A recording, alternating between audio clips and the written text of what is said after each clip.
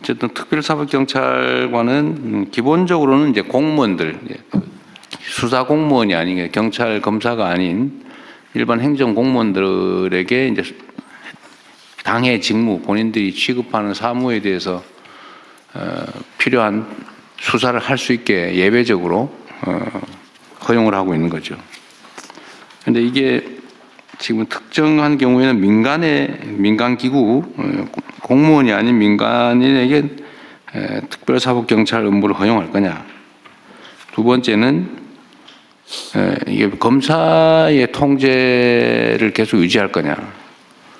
뭐 어떤 경우는 인지 수사를 또 제한을 해가지고 또 인지를 못하게 하는 경우도 있고 또 수사 범위에 대해서 또 이견이 또 있는 것 같아요. 예를 들면 뭐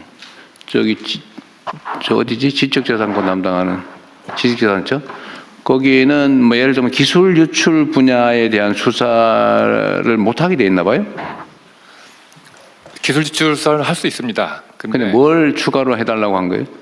이제 영업비밀 수사를 하다 보면 저희가 부정경쟁 방지법에 의해서 영업비밀 수사를 하고 있는데요. 하다 보면 그게 국외 유출로 되면 산업기술보호법에 적용을 받습니다. 근데 현재는 저희가 부정경쟁 방지법만 국한이 되기 때문에 그 경우에는 이제 추가적인 수사가 필요한 상황입니다. 그래서 산업기술보호법 위반에 대한 수사권도 연관된 부분이니까 허용을 좀 하는 게 좋겠다. 하다 보면 불가피하게 연관이 있는데, 그 산업기술보호법은 산업부 소관입니다. 산업부 소관이니까. 네, 그러다 보니까 이제 부처 간에 약간 산업부 그러면 어디 산업부는 어디 있어요? 산업부는 그러면 산업기술보호법 위반 부분에 대한 특사경이 있어요? 없습니다. 없어요. 그럼 결국 못 하는 거네.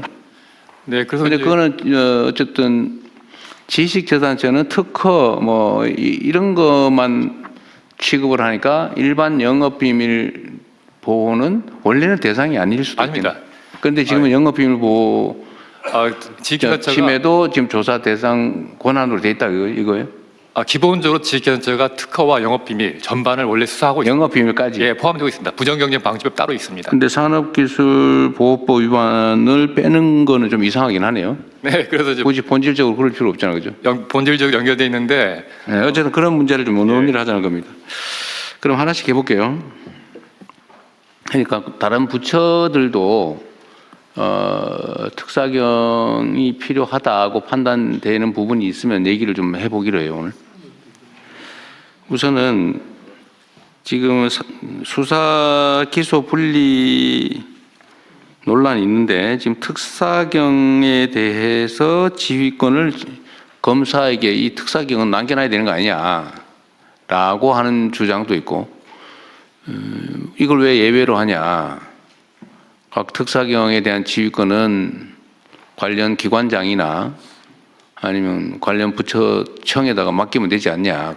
공무원 조직의 책임자에게. 요 논란이 있는 거예요. 그죠? 그런데 법무부는 어쨌든 이거는 비전문가들이 수사를 하는 거니까 네네. 검찰의 통제를 받아야 된다고 하는데 저는 좀 생각이 죄송하긴 한데 수사경찰관이 경찰도 어차피 그런 식의 시각이면 비전문가이긴 마찬가지인데 예를 들면 일반 모든 형사법 위반에 대해서 수사를 하는 경찰이 수사를 맡은 경찰일 뿐이지 그 수사 전문가라고 할 수는 없잖아. 그죠? 네네. 뭐 교통경찰 하다가 수사도 하고 막 그러니까. 그런데 예를 들면 지금 다른 부처의 예를 들면 지식재산처도 그렇고 뭐 여러 군데 있는데 환경 관련된 지방 정부들도 있고 그 사람들도 어차피 권한이 부여되면 그 부분을 어쨌든 숙지를 해가지고 교육을 받든지 숙지를 해서 수사를 하게 되면 경찰과 다를 바가 없잖아요. 근데 왜 구조적으로 그건 검사의 지휘를 받아야 되는 거죠? 그러니까 그 행정기관의 행정작용하고 수사는 사법작용입니다. 수사라고 하는 사법작용은 궁극적으로 목적이 기소해서 처벌하는 겁니다. 그런 행정청의 행정작용, 조사작용, 조사는 좀 내용이 그 목적이 다르기 때문에 최종적으로 기소를 목적으로 하려고 하면 조사 단계에서부터 수사를 한다고 하면은 증거를 적법하게 수집해갖고 그 적법한 증거 능력을 갖춘 증거를 갖고 기소를 해야 되지 않겠습니까? 그렇기 때문에 최초 단계부터 법률 전문가의 어떤 지휘를 받지 않게 되면 또는 조언을 받지 않게 되면은 증거 수집 단계부터 문제가 되고요. 또 법리 구성에서 굉장히 어려운 점들이 많습니다. 대개 뭐 자본시장 범죄라든가 또는 뭐 중대재해처벌법 같은 경우로 법리적 구성이 굉장히 어려운 것들이 많기 때문에 그거는 뭐 해당 그 사경에서도 요청하고 있는 게 현실입니다. 그러니까 일반 사법 경찰하고 검사의 관계에서도 똑같은 문제가 발생하는데 검사라고 해서 뭐 자본시장 전문가는 아닌 거고 네네. 그걸 전문적으로 연구를 하면 이제 전문가가 되는 건데 그 사법 경찰을 하고 검사 관계하고 예를 들면 지식재단처의 영업비밀이나 특허 뭐 이런 거를 조사하는 특별사법경찰하고 검사하고 관계가 왜 다르죠? 일반 사법경찰관들은 기본적으로 수사를 하고 있는 게 일상적으로 수사를 하고 있는 거 아니겠습니까? 여기도 마찬가지잖아요. 일상적으로 저기 그 해당되는 부분은 그런 대개는 그게 다른 행정적인 업무와 같이 병행되고 있습니다. 그 과정에서 어떤 범죄의 단서를 잡는 거 아니 때문에 저기 그것만 전담하고 전담하는 많지 않습니다. 특별사법경찰이 지정이 되면 그것만 해요. 네, 전담하고 있습니다. 네. 네, 수사만 전담하고 원래 전담해요. 지방정부도 마찬가지. 환경 담당 특별사법경찰 그러면 그것만 해요. 근데 수사관들이요, 경찰이나 검찰의 수사관들은 계속 수사만 하지만 특별사법경찰관들이 그 직위에서 왔다 갔다 긴급하고 올라가는 게 아니고요. 일정 기간 근무하다가 딴 데로 갑니다. 대개는요. 뭐 그러긴 한데 경찰도 굳이 따지면 교통경찰하다가 경비경찰하다가 정보경찰하다가 왔다 갔다 해요. 물론 잘 안 하죠. 전문성을 보장해 주려고.